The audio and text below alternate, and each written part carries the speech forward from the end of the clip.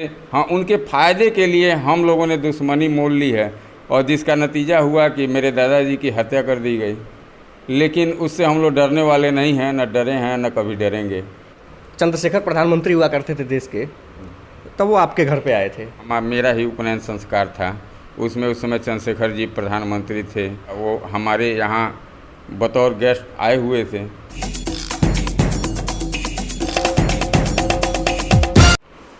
नमस्कार, मेरा नाम है सुशांत और आप देख रहे हैं द पॉइंट मीडिया।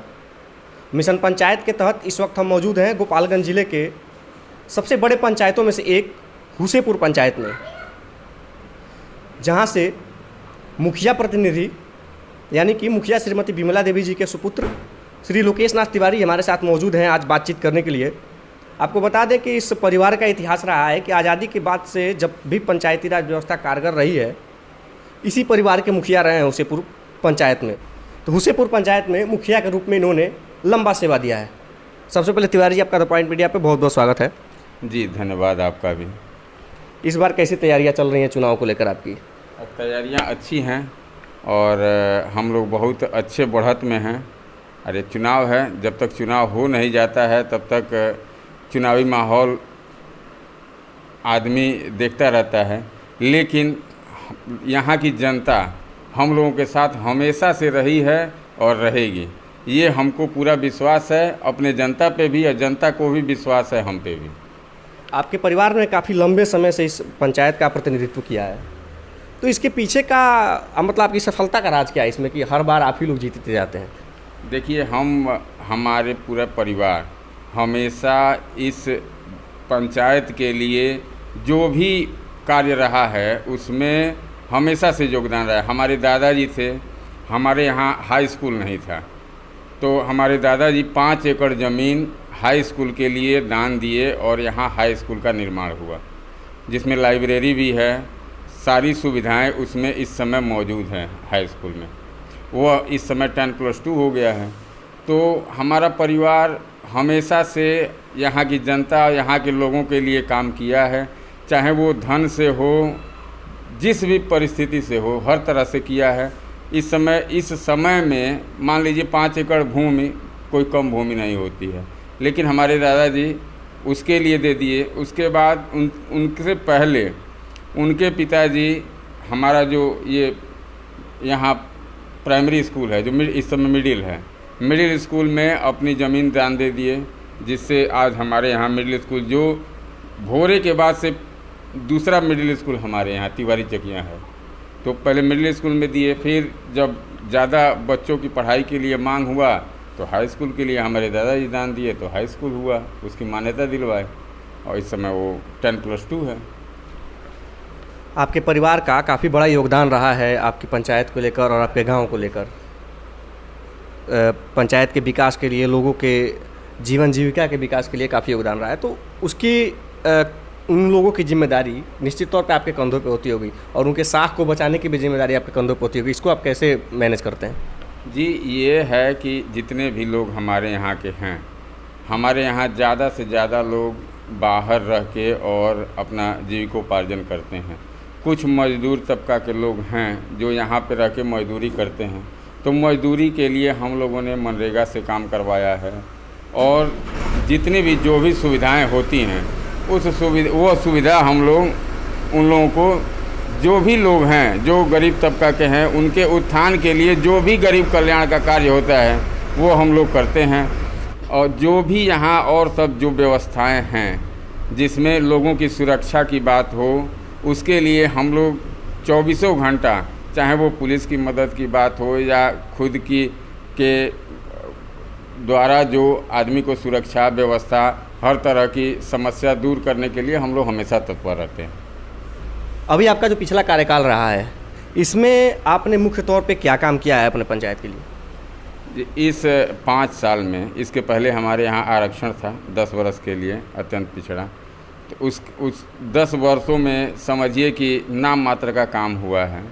और इधर के 5 वर्षों में हम लोगों ने जो सड़कें, जो भी कच्ची सड़कें थी, हमने सबको पक्का कर दिया है। कोई भी ऐसी सड़क जो सरकारी भूमि में अगर सड़क है, सरकारी सड़क है, तो उसको हमने पक्का कर दिया है। और कुछ निजी भूमि की सड़कें हैं जो लोग अगर बाहर जाके खेतों में घर बनवाए हैं उन्हीं का सड़क बचा हुआ है, या जहाँ निजी भूमि में सड़क है तो लोगों के न देने के चलते वो बचा हुआ है। नहीं तो हमने जो भी सरकारी सड़कें हैं सबको पक्का कर दिया, हर घर को सड़क हमने मुहैया करा दिया है।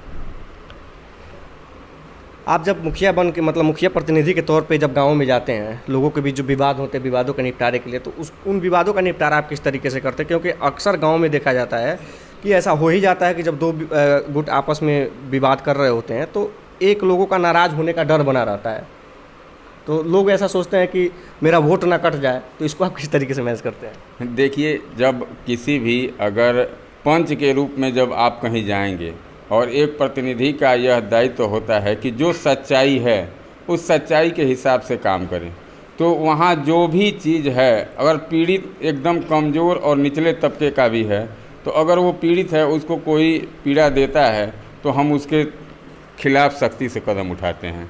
ये इसके लिए हमको ये नहीं लोभ और लालच होता है कि वो हमसे नाराज़ होगा या हमारा वोट बैंक खराब होगा, ऐसी बात नहीं है। और हमारी निष्पक्षता ही है कि लोग हमसे बहुत बेतहा मोहब्बत करते हैं।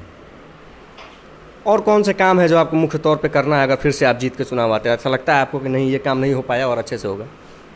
हमारे यहाँ जो हम लोगों ने दिया है इस स्वास्थ्य केंद्र बनाने के लिए, जिसको हमारे मंत्री जी पास करवा चुके हैं, और उसका निर्माण करवा देना है, जिससे उसका निर्माण हो जाएगा।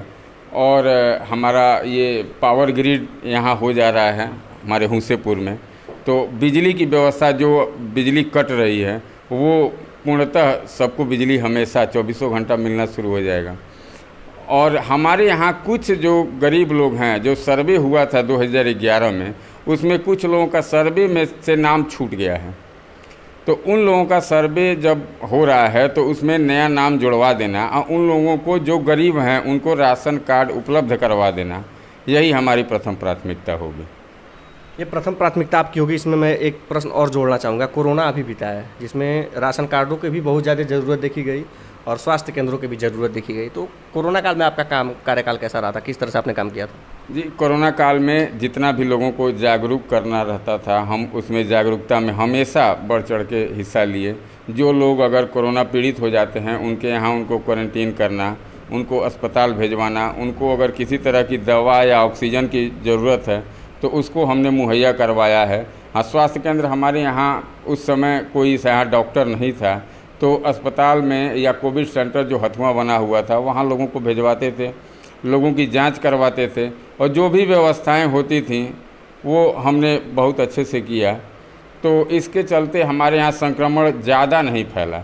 हम पूरा कोरोना पीरियड में लोगों के साथ हर गांव में, हर जगह सबसे हालचाल जानने के लिए हमेशा हम जाते रहते थे, सबकी व्यवस्थाएं देखते रहते थे। जो भी समस्या जिसकी होती थी उसको हम सुलझाते थे, और दवा की व्यवस्था और हर तरह की जांच, और जो इस समय टीकाकरण हो रहा है, जगह जगह कैंप लगवा के हमने टीकाकरण भी करवाया। अभी हमारे यहाँ कुछ लोग बचे हैं, लगभग आधा लोग बचे हैं, तो उनका भी टीकाकरण बहुत जल्द ही करवा लिया जाएगा और हम लोग सुरक्षित हो जाएंगे कोरोना से। पंचायत चुनाव में अक्सर देखा जाता है कि रुपये, पैसे और धन बल का बोलबाला होता है। लोग वोट लेने के लिए तरह तरह के प्रलोभन देते रहते हैं। आप किस तरीके से इसको देखते हैं? हमारे यहाँ जो भी लोग हैं, हमारे पंचायत की जनता, हम हर जगह देख चुके हैं, हर बार देख चुके हैं। लोग हमेशा से पैसे का उपयोग करते हैं, दारू पिलाते हैं, अगल बगल ले जाते हैं जहाँ दारू मिलता है। हम लोग का यूपी बॉर्डर नज़दीक है, उन लोगों की गाड़ियाँ हमेशा दारू ले आने और ले जाने के लिए रहती हैं, जिसमें पकड़ाती भी हैं। लेकिन आज तक हम देखे हुए हैं कि हमारे पंचायत के लोग न तो दारू और न पैसे पे न कभी बिके हैं और न कभी बिकेंगे। हमारे यहाँ के लोग बहुत ईमानदार हैं और सभी लोग बिना लोभ लालच के वोट करते हैं और वोट देते हैं। इतना लंबा आप लोगों का राजनीतिक अनुभव रहा है, इतने लंबे समय तक आपने इस क्षेत्र में सेवा दी है, बड़े राजनीति की तरफ भी आप रुख करेंगे कभी? जी, हमारे चाचा जी यहाँ से विधायक और एमपी रह चुके हैं पूर्व में। अभी फ़िलहाल हम लोगों का सीट जो है वो रिजर्व है, तो अब भविष्य की बात देखी जाएगी। अब जो जैसा होगा वैसा अब वो समय बताएगा। आपकी मुस्कुराहट बता रही है कि आपकी महत्वाकांक्षाएं कहाँ तक हैं। आपके परिवार की वर्चस्व की लड़ाई रही है, चाहे हथुआ राज रहा हो या यहाँ के तमाम छिटपुट जो गुट रहे हैं उनसे, तो लोग ऐसा कहते हैं कि आप उन्हीं सब चीज़ों का फ़ायदा उठाते हैं और वोट में बतरने की कोशिश करते हैं इसको। देखिए, हम लोग का ये बात सत्य है कि हथुआ राज से पहले था, कुछ ऐसी बातें थीं कि इस ज़मीन जो था हथुआ राज का, जो लखनऊ बगीचा हमारे यहाँ, उस लखनऊ बगीचे में वो लोग उस समय इस बगीचे को ये लोग बेचना चाहते थे या अलग अलग लोगों को देना चाहते थे। तो हमारे यहाँ यह पूरा बगीचा था और बगीचे से यहाँ के लोग उसमें से उसका फल पाते थे और फल लेके खाते थे और उससे जीविकोपार्जन लोगों का चलता था। लकड़ी वगैरह था, उस समय गैस की व्यवस्थाएं नहीं थी, तो उसकी लकड़ी से लोग का खाना बनता था, गरीब लोगों का। तो इसके चलते दादाजी उस समय उस चीज़ पे रोक लगवाए कि नहीं, इसका निजीकरण नहीं होगा, जैसे आम जनता के लिए है हथुआ राज की ज़मीन वैसे ही रहेगी। तो इसी के चलते उनसे थोड़ा मनमुटाव था। इस समय सब ठीक है और अच्छे से हम लोग रहते हैं। हाँ, यहाँ पे कुछ क्रिमिनल तबका के लोग थे, जिसमें कुछ लोगों से बहुत एक्सटॉर्शन वगैरह करते थे। हमारे हुसैनपुर के जितने भी ये बिजनेस घराने के लोग हैं, उन लोगों से, या कोई भी अगर बाहर विदेश जाता था या कुछ 10 रुपया कमाता था, उससे लोग रंगदारी लेते थे यहीं के लोग। तो उनके पे नकेल कसने के लिए हम लोग काम किए। अब उसको अगर कोई बाहुबल समझे या शरीफ समझे, हमने वही किया है जो यहाँ की जनता की भलाई के लिए रहा है। हमने किसी भी गरीब या किसी वैसे लोगों के साथ किसी तरह का कोई अड़चन पैदा नहीं किया है कि जिससे, हाँ, उनके फ़ायदे के लिए हम लोगों ने दुश्मनी मोल ली है और जिसका नतीजा हुआ कि मेरे दादाजी की हत्या कर दी गई। लेकिन उससे हम लोग डरने वाले नहीं हैं, न डरे हैं न कभी डरेंगे। तो हम वैसे रहते हैं और लोगों के साथ हमेशा हैं और हमेशा रहेंगे। और जनता की भलाई के लिए अगर हमको किसी से भी दुश्मनी लेनी है तो उसके लिए हमको कोई डर नहीं है। एक वक्त यहाँ पे लाल सलाम का वर्चस्व काफ़ी बढ़ रहा था, लोगों के ज़मीनों पे लाल झंडे लगाए जा रहे थे, तो उस वक्त आपके परिवार की क्या प्रतिक्रिया रही थी?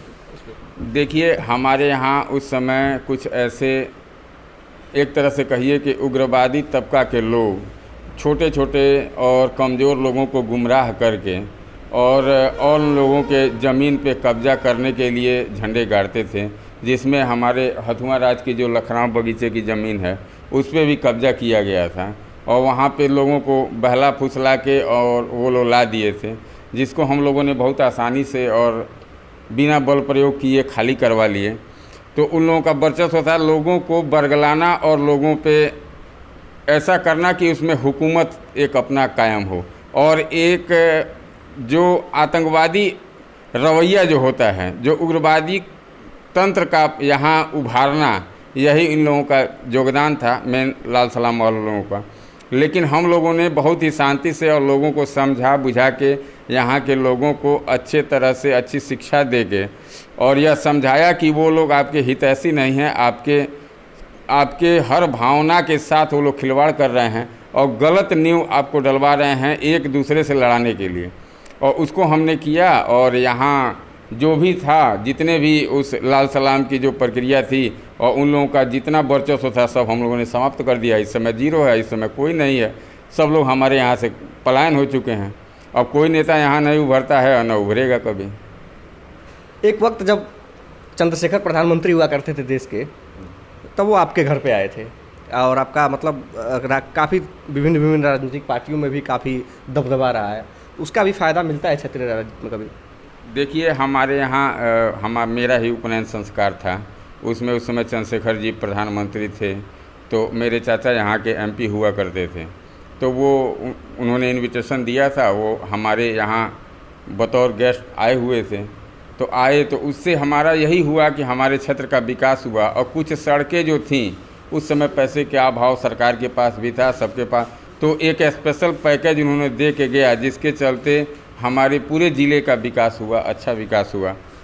और ऐसी बात नहीं है कि केवल वही, लालू जी भी थे यहाँ जब मुख्यमंत्री, तो मेरे चाचा जी के देहांत में यहाँ आए हुए थे, लालू जी भी कई बार आए हुए हैं और बहुत हम लोगों के परिवार से एक बहुत अच्छा संबंध रहा है शुरू से ही, पहले से ही।